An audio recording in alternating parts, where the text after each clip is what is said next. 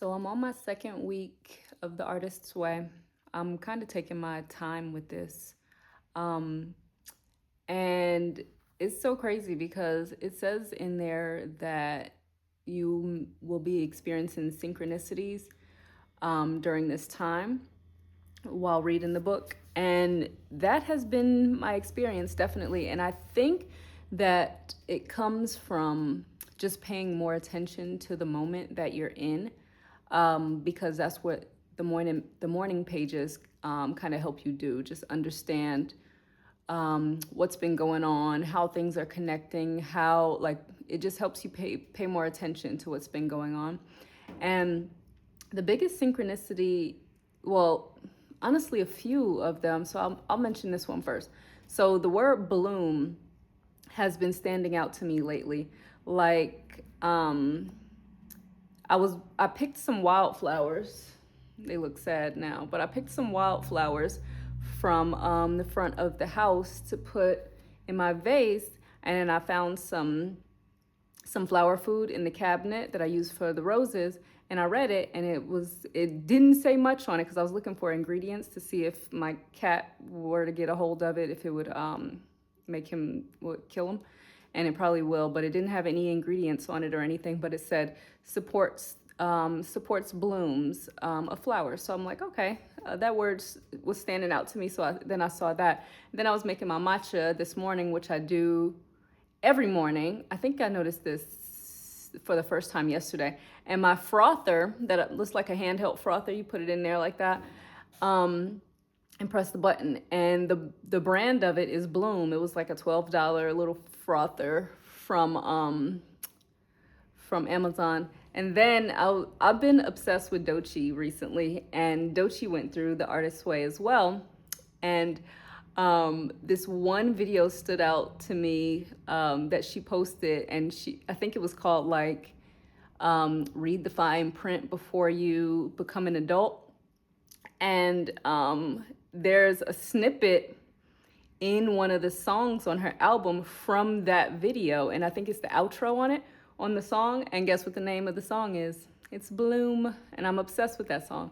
So that word has been standing out to me. So that might be the name of my next project. I don't know. We'll see how I'm feeling, but either way, it's standing out, and I'm trying to figure out what it's saying to me. Also, I was trying to, so I ordered this book to help with my the project that I'm working on. And then I was like, you know what? I don't need this book. I'm not gonna, like doubts of all types started coming in. So I tried to return the book, and then Amazon was giving me like some issues. And then all of a sudden, so it was saying some other stuff like, I don't know, it was just giving me some options that didn't work. So I backed up and I tried it again, and then it said your refund has been submitted or has been processed or something like that. No need to return the item. So I'm looking like, what? That's weird. So it just kind of stopped me in my tracks. Like, you got your money back. You don't need to send anything else. No QR code, no return, anything was sent to me. But I got my refund. So I'm like, that's weird. So it just seemed like the universe wanted me to keep that book. And of course, I started opening it. And yeah, it was all the information that I needed. And I started working on a project that has been pulling my strings for years. And I, once again, have let fear and doubts and all that kind of stuff just get in the way of it. So those are the two things that I have just been paying attention to, and like, oh, okay, so let me continue on this journey.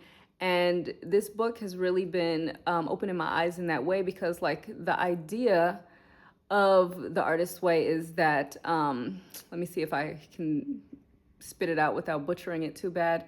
It's basically saying that when you connect to your creativity, you're connecting to the creator, and that's how you give back to your creator, God. And they say God is good.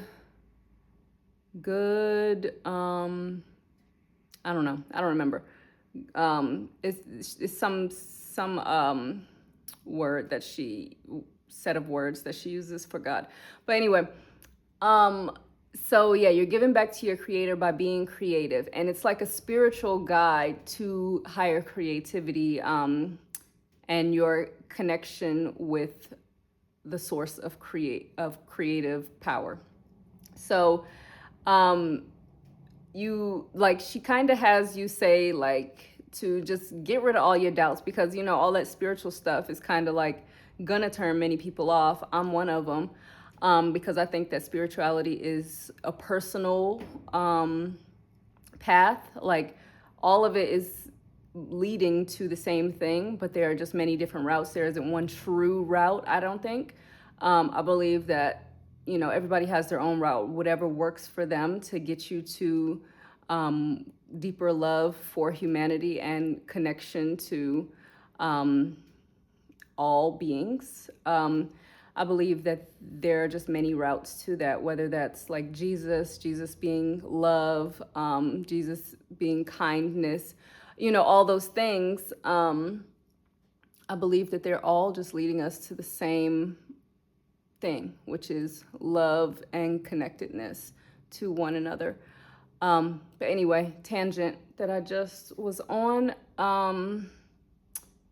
Yeah, another thing that I wanted to touch on. Yeah, so like I used to be I used to be a scrum master, and basically a scrum master is someone who works with development teams, and they help these teams to stay on track, producing valuable work every day or every sprint, working on what does work and getting rid of the things that don't. So failing fast, doubling down on the things that are working. So like you have a sprint, which is 2 weeks usually, and you choose the few things that you're going to work on within that sprint. And then at the end of the sprint, you do a retrospective and you see what does work, what didn't work, what do we need to keep doing, all those things. So I've been doing that in my personal life, and I've been giving the things that I do like months. So my sprints, let's say like they're 2 months long. And I feel like that's enough time to see things that are working and what isn't working. And I'm noticing that since my goal is to build an online business of some kind, an online brand, let's say that, an online brand. The goal is that, and what's working towards it. So I was writing newsletters on Substack for months, posting YouTube videos. And at first I was doing TikTok, but I didn't feel really aligned with that. So I just started playing around with it. But anyway, so Substack, after all these months, I haven't gotten any likes. Nobody reads my stuff at all.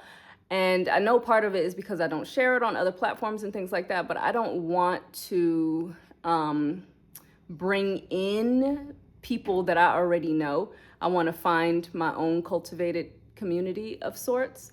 And writing an article takes like a few hours, and that's hours that I could be putting towards something that is actually working. And I know that other people may not think that this means it's working, but I feel that it is with YouTube. So like, I didn't think that I would get any subscribers. This was kind of like, I've been wanting to do this all my life, basically, and I've been stopping because of fear. So this is me just putting myself out there and seeing what happens. And I got like 8 subscribers. I know that's not a lot at all, but I didn't think that I would get one. So it's like, and then my watch time is going, I'm like, what? Okay, so this is the thing that I need to double down on. And instead of posting videos like, sporadically, like have an actual schedule for it, and just get kind of serious about it. So I think, let me not say I think I am going to get more serious about posting my videos on YouTube. And I'm going to use the time that I was going to be writing Substack articles to put into this. So I'm getting rid of the thing that didn't work, that's not working, that's gaining no traction, and then putting that time into what is working. And what just came to my mind is that's how like we pay off debt and things like that. We once we pay off one thing or finish with one thing, we take what we were using for that and put it towards the other thing so that we can, knock things out quicker. But yeah, so this is my journey right now, and I'm really excited. I'm really excited. And I say that every day. I say that I'm so excited about this journey, but me just paying more attention to where I am in life and what's happening has just made me a much happier person. It's made me less of a victim to my fears. It's also just made me more, what's the word I'm looking for? More encouraged for the future and to keep going with the things that I'm doing. Also, with trading, I am doing the same thing. I'm finding what works and what doesn't work. So I was kind of afraid to like go my own way when it came to trading because, you do all these courses and things like that. They're like, no mixing strategies, just follow this strategy, fully. And then so you can see what work, all that. I've followed strategies from people online, and they are, let me say, they're a good starting place. But I think that for me specifically, I just have to find what feels right for me and what's bringing the results for me. Not I just have to find my own route. Let's just say that I have to find my own route so that I can be consistent with that. When something doesn't feel natural, it's always going to be in the back of my head, like, what would have happened if I did it my way? Like what, so I'm doing it my way, and I am feeling like I'm seeing, I haven't given it enough time to say, but I'm doing it my way, and things are looking up a little more right now. So we'll see. We'll see how that goes in the future.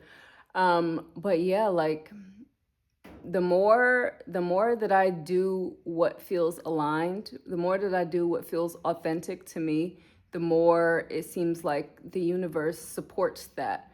And it just feels like I'm in a season of becoming the most authentic version of myself. And I think the universe is really supporting that in showing me quickly that it does support that, just so I can, build momentum in that area. But this is all just how my brain works. It's all, woo woo, whatever. No facts involved, but that has been my experience. And it has been a really great experience. So, moving forward, I don't know where YouTube is going to take me, how I'm going, like, what's going to happen with this. Have no clue. But for right now, I just want to document my journey.